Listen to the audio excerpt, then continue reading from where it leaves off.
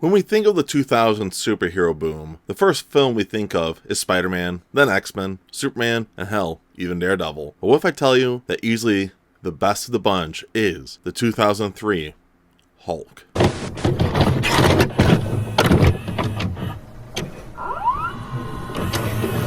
Welcome back to the channel, everybody. I just want to say thank you for watching. We are going to talk about the 2003 film Hulk, not the Hulk, just Hulk. I always felt like this movie was a super underrated kind of film, and I actually saw it the other day on my Instagram talking about this film, just how underrated it is. My nostalgia was really kicking in. I was like, yeah, I love this movie as a kid. There's no way this movie probably still holds up, right? And I decided to watch it, and well, here I am talking about it. I also think this is arguably the best version of the Hulk. Even the MCU's Hulk doesn't capture every single thing of the things that the Hulk actually goes through of trauma mentally, just what he goes through having two personalities like that. We do get touches of that in the MCU, and I kind of wish the MCU dove into a little more, because I always felt like Avengers 1 and 2 was doing a really good job at really just showing the Hulk, showing all these personas, all these in-depth natures of him. But then we get to the point where Thor Ragnarok, it's all fun and games, and we just see the Hulk, and then we get him dabbing. It feels like it's just really cut off. And then we have She-Hulk and that mess. So when I always look back at the early 2000s for movies, I always sit there and think, obviously the best ones, everyone's gonna say Spider-Man 1 and 2. No doubt about it, everyone talks about Spider-Man 1 and 2. I always sit back and I'm like, all right, what's after that?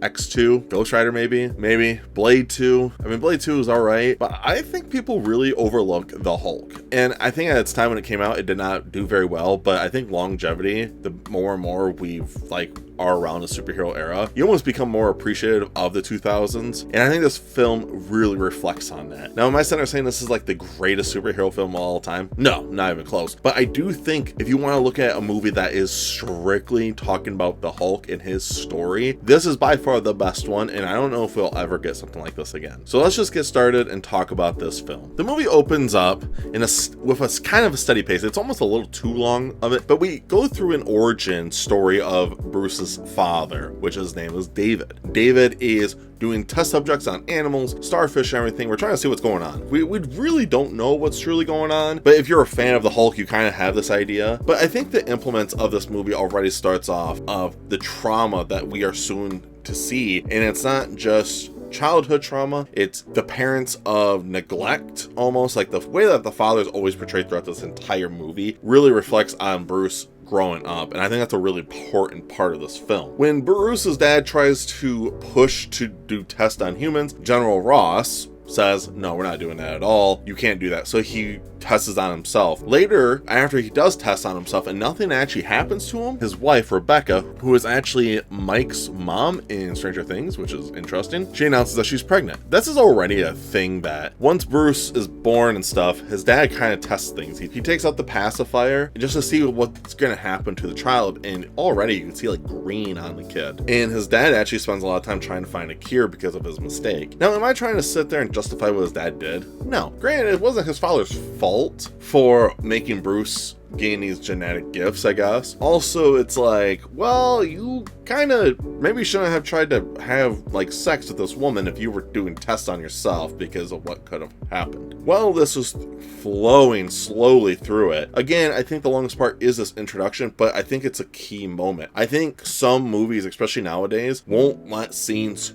just grow and breathe, and this is a show and not tell us thing. Everything we're seeing, there's not a lot of dialogue, and it's just showing us actions of what's actually going on. We get to the part where Bruce actually falls and hurts himself, and he walks into the house. His mom puts a band-aid on his head, and this is a really important part of this because he doesn't cry. His reactions is just so calm. The mom, Rebecca, is in the kitchen with one of her friends. Her friend's like, wow, he never cries. Kids at his age always cry. And she said, well, Bruce always likes to keep it inside of him, which is a really good portrayal of what's going to happen. I think that line alone just really symbolizes the idea of how the Hulk is portrayed, that Bruce keeps all this anger and power inside of him, and the Hulk is the best way to express that frustration, that anger, the sadness. Every single thing that he expresses is through the Hulk, and I've always thought that was such a smart thing to do with the Hulk in general. And again, I think the MCU really fails at doing a lot of those elements of it, and that's just really unfortunate. unfortunate. Once John Ross found out that David was trying to find test subjects, like he was like doing testing on himself, he was actually trying to find a cure for his son, which I really do respect. But again, he deliberetely had sex with his wife and got her knocked up, so it almost ruins all this anyway. And of course, John Ross is like, no, you're done, we're getting you out of here. And he's like, all right, screw it, and he just sent the gamma rays off. This is a very key moment because Bruce is at home with his mom. He's like playing with these stuffed animals. The alarm goes off, so she grabs him, goes under the table with him. David gets home, grabs Rebecca, and they start yelling. But this is all through Bruce's POV, so Bruce doesn't really know what's going on. And as a child that grew up with divorced parents that would argue all the time, especially when you're really young, you don't know exactly what's going on. You just hear shouting and you don't know what exactly is going on. And I think that's a really important thing for childhood trauma that could reflect to you when you are older. And when this is going on, Bruce gets out from under the table and he starts playing with the dinos. He's just playing. So again, he's just oblivious to this because he doesn't know what's going on. And then all we hear is shouting. And the last thing he sees before we move to him being older is a door open and it's just darkness in that room, the room of his parents. I think the opening scene's a really important thing. Most movies with opening scenes or the first 5-10 minutes of a movie is almost the most important part of it. It sets the tone, especially if it's not like a comedy or whatever, but it depends on the tone of the movie. It's very important, and this sets the tone pretty quick of what we're about to experience throughout the rest of this movie. And I honestly loved it. I also gotta mention this now. There's a lot of weird, cheesy cuts in this that makes it look like it's a comic book. Sometimes it works, and other times it does not. There's a lot of cringy stuff in this that really takes you out of it. There are some scenes, how the panels are set like a comic book. You're like, oh gosh, here we go. It's so stupid. But then you have other ones, you're like, wow, that actually looks pretty good. I think it's used a little too much. But again, it's the early 2000s, and I think experimenting on these kind of things is fun. But I think that's one of the biggest parts of that takes away this movie. And I gotta say, the music in here is actually really, really good. We finally jump ahead to where Bruce is like an adult, and he's riding his bicycle, going to work, and we meet good old Lou and Stanley at this, and just a little cameo. Gotta have that. We actually meet Betty Ross, and I really liked Jennifer in this movie. I think she's so good as Betty. Also, she's just a fox. If I was Bruce, I would never want to fumble that bag. I'm just saying, like, even if you are not emotionally there, dude, you gotta do something. You can't fumble that bag. Bruce and Betty have like a little conversation. They actually do talk about their relationship quite a bit in this opening scene where Betty says that she ends up dating a lot of emotionally detached men, and she's referring to Bruce. Granted, everything you learn with Bruce kind of makes sense into it. She even talks about how Bruce should open up to her. We have a scene where the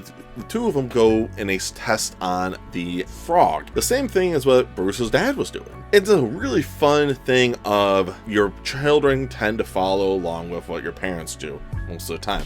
Betty didn't do that, which I respect. But Bruce did, even though he doesn't remember a lot of these old memories of his actual family. All he knows is that they are dead. So he claims. Because his last name's not even Banner, he's actually adopted. When the frog explodes and it fails because they can't figure out how to do this stuff with Gamma, that's when they actually talk about a little bit, just a smidge, about Bruce's family. And even Betty is trying again to try and understand him about his emotional detachments. And she even brings up, like, Bruce, what about your actual parents? And he's like, well, they're dead, why should I care? I actually can understand that, especially through the lens of a man. It's like, why should I keep talking about the past when the past doesn't affect me that much? But then you don't really think about if it affects everyone else. For example, my fiance and I, she's very open about everything with her family, and she learns so much about my family through the lens of my own mom and my siblings that she didn't know I didn't really talk about. And it's not because I'm repressing memories or anything. I just find it like not interesting. Like, why should I talk about it? Because it's so far in the past. So in these elements, I kind of understand it. But the difference is I didn't grow up in this traumatic era of like what Bruce did. My excuse is I think more valid than Bruce's. I'm just saying. And it's very clear that Betty still loves Bruce. And it's just funny because like Betty like legit cares about him. And clearly Bruce cares about her. But his emotions are so much more reserved through this that it's harder for him to express that because of what happened to him. I mean, this movie does a really good job at just really peeling the onion of Bruce's emotional state throughout all of this, of his trauma. And I really do appreciate that a lot. We meet Glenn, who's kind of like not really the main villain, but he's kind of like a sub villain. It's almost like kind of like a love triangle, and he's like truly trying to get into Betty's pants. It's pretty obvious. He's really into Betty. Betty's not into him. Makes sense. He's just trying to get Betty into joining his company to make like 10 times more money. She's not interested, and that's it. And then she has lunch with her father, and her father, because she's trying to get like Glenn away from her, because she's like, yo dad, you gotta get Glenn away from me, he's a freaking creep. And she actually has dinner with her father, and her father, instead of really talking about her own feelings and everything, he just kind of brushes it off and just goes right back to talking about Bruce, how he's like a threat and she needs to like be careful of him. And it really messes up Betty, but it's a very important part because it's like both of them deal with really bad eras of their lives with their fathers, even their mothers. Like they have really traumatic stuff, and Betty's just more open about it, which I think it plays a really strong part in this movie. We have like a part of this, like I said, some of the editing is kind of bad. So Bruce is at the office and he like opens up picture, and it's like of Betty, and then all of a sudden you have Bruce run into it, and they like take a picture together. They're at this cabin, beautiful cabin, having a good time. I think it just shows a little bit of onions of the love that Bruce still holds with Betty. I almost like how they are not together, but they are together. Like they still care about each other a lot. I think it's a fun element. Instead of them slowly getting together, it's already established that they've dated before, and they might still get back together because they do love each other. Sometimes I like that in films, especially in these kind of eras of film where it's like the man is going through these traumatic things and he needs a woman to help him. I think it's fun. I really like those elements. And we learn a lot about it. We learn that actually Betty grew up on the same base with Bruce. And she talks a little bit about the trauma that went on. She talked about how she would go to get ice cream with her dad the day that the alarm went off and he had to leave because of the gamma. And she keeps having dreams that she gets picked up as a child, and it's actually Bruce picking her up and putting a hand over her face. She always has this dream that something bad is going to happen to her that involves Bruce. And I think that's really fun foreshadowing of what is going to happen as the Hulk shows up eventually. We get a little bit of Bruce's trauma through this, where Bruce is sleeping and he hears those voices. Some of his memories are slowly coming back. He gets woken up from it again because of the door. That door. What is behind that door? There's so much deepness of that in general for trauma, because when you have that kind of trauma and you can see one thing, it's always going to be in the back of your mind. It's going to be just standing there telling you, aching away, and it's hard to get through that kind of stuff. And when Bruce wakes up, he actually looks out his window through his blinds and he sees, well, David and 3 dogs. Earlier, David was there and he kind of talked to Betty for a moment, but Bruce runs into one of the dogs and the dog like almost nips him, and then that's about it. It's kind of interesting. That's where Bruce and Glenn the next day talk to each other. Glenn threatens him and Bruce just kind of just takes it, and then they just move on. Like I said, it's small little batters like that. It's fun. But in general though, I'm like, I don't know. I think it's fine to have a little tension. You need it. Again, it's just love triangle stuff that Betty's clearly not into Glenn. Glenn's never gonna get Betty. Just saying. Like Bruce is like, he's definitely gonna be able to get Betty. And I always wondered if this movie was a success, what the sequel would have been. All I gotta say is, what would have been that sequel? I really wonder how it would have been. Well, this is all going on. Bruce actually gets exposed to the gamma. There's something that happened to the machine starts going off, so Bruce saves the guy, puts his mask on, and Bruce stands in front of it and gets exposed to it. He has a dream of the bedroom again. The door opens, and this time it's a large green figure in it. And you're like, whoa. Of course, Bruce doesn't know who it is, and you as the audience is like, I know who that is. When he wakes up, we actually see David just chilling there with his 3 dogs. David gives him some lore dump that he actually is the father. We have almost like a Empire Strikes Back scene in this. He like does it in such a weird way. He's like, I am your father. Your real name is Banner. And Bruce is like, get the hell out of here, dude. Like, what are you doing? 100% understand. I would be a little freaked out. This homeless man was telling me I'm his son and all that fun shebang. He was like talking about how he got like kicked out and all that fun stuff. His father goes back home and actually does a test on a rat, and he notices the rat's like super big. My question is, throughout this whole movie, what happened to that rat? Did his dad like kill the rat after it like went back to normal or not? That's like my biggest question. Clearly we all know he does this stuff to the dogs, but I'm just so confused on it. I just really want to know. Well, this is all going on. We go to the next day. Bruce is actually back at the office having a good time, and he starts having more of his own flashback moments of his own childhood, and everything starts building up. Just the pain, the suffering, rage is building in him. I actually think it's a really fun scene, and this is where we actually see the first transformation of, well, the Hulk. This is all just really fun. He just destroys things, but again, there's a couple of really dumb scenes of the comic strip thing. There's a scene where it's like 4 panels of the Hulk destroying 4 separate things. I almost wish it was just boom, boom, boom, boom like that instead of the comic strip thing. I don't know. I wasn't the biggest fan of some of these scenes when it came to the comic strips. But other than that, I thought it was really fun. We have a good little moment where Bruce comes out of the office and then David's just chilling like in a janitor's closet, just like looking. And we have a really cool moment where David touches Bruce's big old green lips and then touches face. We have a really deep connection. And Bruce actually starts realizing, oh my gosh, this is my dad. Like, he actually does know. He's seen all the good stuff of his dad. But then he sees the knife. He hears the yelling, all this traumatic stuff. And he just gets so mad and he breaks through the roof, screams, and then disappears. It's awesome. The next day, Betty goes to Bruce's house, notices that Bruce is like almost butt naked on the bed. His back door is open. They actually talk for a couple moments, and Bruce actually explains he felt so alive yesterday. He felt like a lot of relief just poured out of him. And again, it's like when you have all this pent up anger and rage, and you just let it out, it's good. I mean, there's sometimes where I think people actually just scream and you just feel so good. There's been a lot of moments in my life. There's been a lot of moments in my own life when I was younger and I would get so just stressed out. Sometimes I would just scream. I would go out to the woods and just scream once. My throat killed after, but I felt so good after. It's just that pent up anger that just releases from your body and you're like, and you feel good. And that's what Bruce is talking about. This is where the door knocks and General Ross is there with some of his other soldiers and Betty shows up. It's so funny because it's a scene where like Ross could see Bruce and Betty just chilling there. So it's like, dang, bro. I'd put a curtain on that door if I was them. Like, personally, I would just put a curtain there and call it good. But what do I know? General Ross tells Betty, you gotta get out of here. We don't care about you, woman. We need to talk about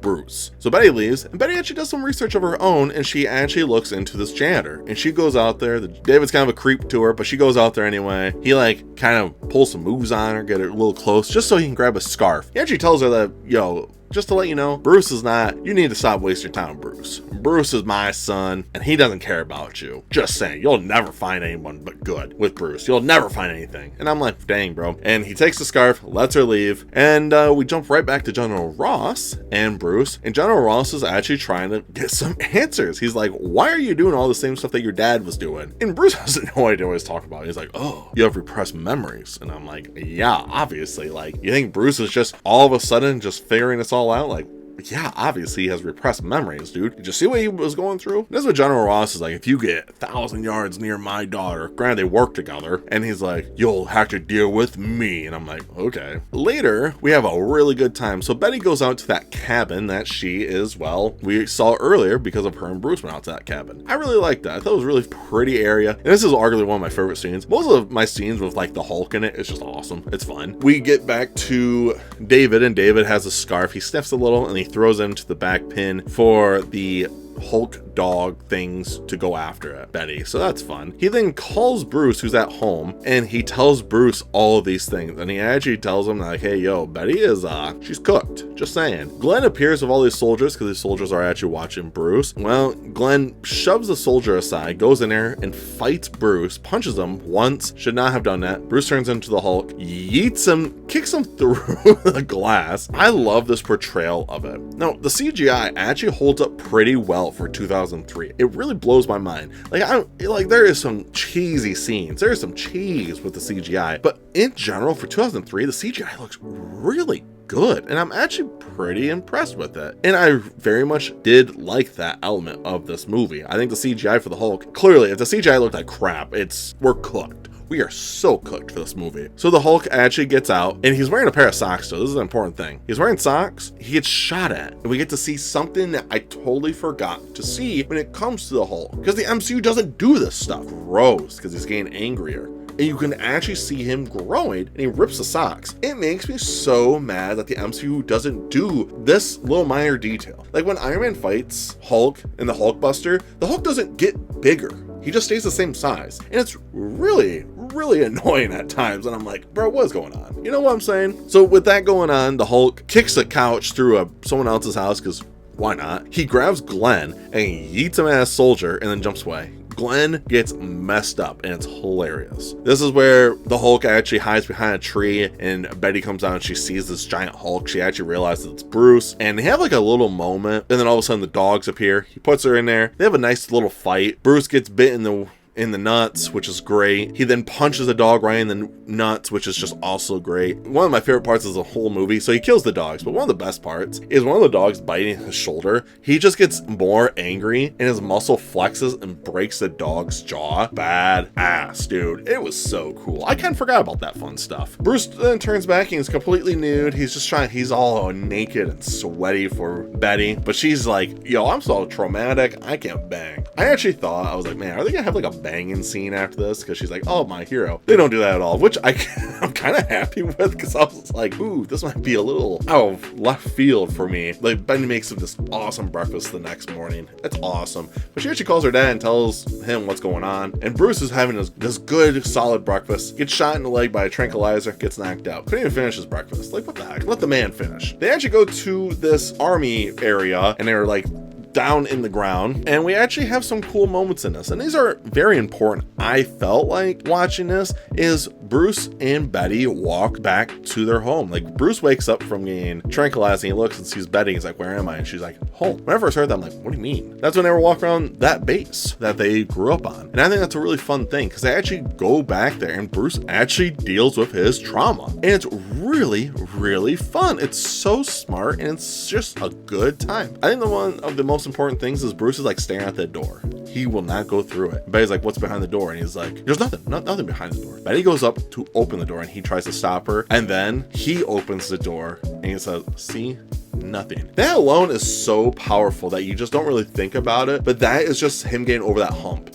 Betty helped him get over that, and I think it's just awesome. I loved it so much. And then it gets ruined because Glenn has to ruin it all. Glenn goes over General Ross's head in order to try and get DNA from Bruce when he's in the green form to market it and make a ton of money. General Ross is pretty mad. He sends Betty home. What can you do? When Betty gets home, David's just chilling in her house, and he actually talks to her a little bit. He explains a lot of his point of view of it, and he actually talks about how he ended up killing Rebecca, and he actually wanted to kill Bruce because of this. While this is going on, we actually see the flashback, but it's all through the lens of Bruce getting talked over by David, because Bruce is Bruce is in like this water tank, and they're giving him memories of his childhood, which was repressed, and now he's like learning, and this is when he gets angry, turns into the Hulk. And I think this is all really fun stuff. I need to mention this as well. While this is all going on, because you kind of forget about it, Brian goes back to where Bruce's lab was, and he becomes Exorbiman, and he kills a police officer. I just wanted to add that part in. I kind of forgot that. So Bruce breaks out, and he's like wreaking havoc with the military. They let him out. He's fighting, owning these tanks, and it's just awesome. This whole scene of him fighting in the army is actually pretty fun. Like, dude, this guy does not care. Like, the choppers can't keep up with him. He's doing circles around these fools, catches missiles, deflecting them. It's so awesome. I like these scenes a lot with him. And the best part is when the Hulk breaks free, first place he goes to is home, and then they drop a bomb on it, destroys his home. It's almost just a sign of him moving on in a way, and I really thought that was fun. It's a very ingenious way to show trauma of moving on, and I thought it was really fun. So this whole scene is him just fighting. I mean, it's fun, but it's also like they are wasting so much time because it's like they can't do anything to him, and they don't go with option B, and that's just getting Betty to calm him down, and they finally just let him go to California, because like San Francisco, because they know where he's going. So then they get Betty, and Betty just calms him right down immediately, like without hesitation. He's just like, what up? And this is where they actually have agreement that Bruce and Brian are gonna have a conversation. Brian just wants to see his son one more time before he gets locked up forever. And I'm like, getting locked up forever? You didn't do anything. Truthfully, Brian didn't do anything. He just is like, I'm getting locked up forever. I'm like, but you didn't do anything? Why are you getting locked up? Like, you know what I'm saying? He truly hasn't done anything. I mean, I guess the dog thing. So I guess that is you know what? Forget what I just said. So Brian and Bruce have a good conversation. Bruce even explains that he doesn't even remember his own mother. He says he doesn't remember her name. He just remembers her smell. And his dad's like, yeah, she liked that perfume. We didn't tell him her name, which is just cool of him, you know, it's nice. But his dad actually doesn't care about Bruce at all. He literally doesn't care about him. All he cares about is getting that gamma. He wants that power. He wants to have some aura with it. And we have a good little moment where they do fight and they start crying. Like, Bruce actually starts crying, and Brian like holds him and hugs him, and he's like, get away from me. You're not my dad. I don't want you near me. This is a really important scene because Bruce is finally getting over that trauma that he had pent up in him. Brian grabs his big cord even though he literally said in the scene, I can absorb power. He grabs his core and bites into it. Ross is like, turn it on. So he absorbs all of it and turns into this electric thing. And Bruce turns into the Hulk. Fun scene. It's almost like a Frankenstein scene, which is really cool. This is where I think the movie actually fails. This ending really kills the movie because it's not very good. The Hulk, absorbing man, end up like near this lake. They fight for a couple minutes. Now they're in the lake, absorbing all of the gamma. He just wants that. And I think this is a really fun thing because the Hulk actually says, then take it all. It is such a fun scene and kind of gives you chills because all of this whole movie, this whole arc that Bruce goes through is that he's giving his father everything that he never wants at all. And it's just a fun moment. I think it's really, really good. Except, like I said, it's kind of cheesy. Anyway, so he becomes this giant ball, and then General Ross sends like a nuke or something, blows it up. And then we go to a year later, and Betty still loves Bruce. General Ross thinks Betty's hiding Bruce, but clearly she's not. So that's important. And then we get to the end where Bruce says he's in South America, he's like a doctor, and he says, you don't want to see me when I get angry. But he says it in Spanish, so it's fun. There's a lot of cool little hints of this movie, of comic book lines. It's fun. Like even Bruce, after he turns into the Hulk, like after he fights those dogs, he's like laying by the couch, and he's like, oh, I turned into that Hulk. And I'm like, nice. And it didn't feel so corny. I don't know. I just really liked that. That was fun. This movie was not afraid to be a comic book movie, and I really liked that element. This movie in general, I give this a 4 out of 5. It was fun. I think the ending was just so bad. It was a so bad part of the ending. The rest of the movie was fun. I would argue you could almost make it so his dad just wasn't an absorbing man at all, and just have, I don't know how you would have ended it, but I love a lot of this movie with Bruce, and I think having Bruce be calm around Betty is a really good thing, because Bruce's entire life, he never really had that structure, that care from somebody. Yes, he had an adoptive mother. Yes, he had his actual mother, but there's a difference between that and like having a woman like Betty in his life. And I think it's really important. I thought it was really fun. I like this movie a lot. And when I watched it, it made me just feel so sad that we never get that with the MCU Hulk. And we never will. There's a lot of this elements of this movie that I'm like, wow, this is awesome. Dude, they even gave the Hulk purple pants just because they can, because they're like, he needs to look like the Hulk from the comics. And I'm like, let's go. And that's what upsets me with the MCU. They don't really do any of these things with the Hulk anymore. He's kind of just there, like he's like dab, you know. It's just so cringe. It really makes me sad where the Hulk is now. Also with the MCU, it just drives me nuts. Everyone has Iron Man suits basically. I don't know. I have some thoughts about the Avengers Doomsday thing. Like Thor is the only one I'm like, let's go. Everyone else is just like seedless. Humans are really good with guns. I'm like, brother, we are cooked. We are cooked. Maybe that's why Doomsday looks so strong. I don't know. Maybe that's why Doctor Doom looks so strong. Beats me. But in general, though, I did like this movie. I think the elements of them representing how the Hulk is really good. I think it's fun. There is some cheese in this, but I think if you can ignore that 2000 cheese, I think you can really enjoy this movie. With that being said, I hope you guys appreciated this video. I appreciate you guys watching it. If you watched it all the way through, did you like the Hulk? Did you not like the Hulk? I'd love to know all your thoughts down below. And my last thought about this entire movie is this Hulk, if he faced Thanos in Infinity War the first time, this Hulk would have clapped his cheeks. I'm just saying, this Hulk would have destroyed Thanos, especially because when he gets angry, he just keeps getting bigger and bigger. Like, what? Personally, that's just me.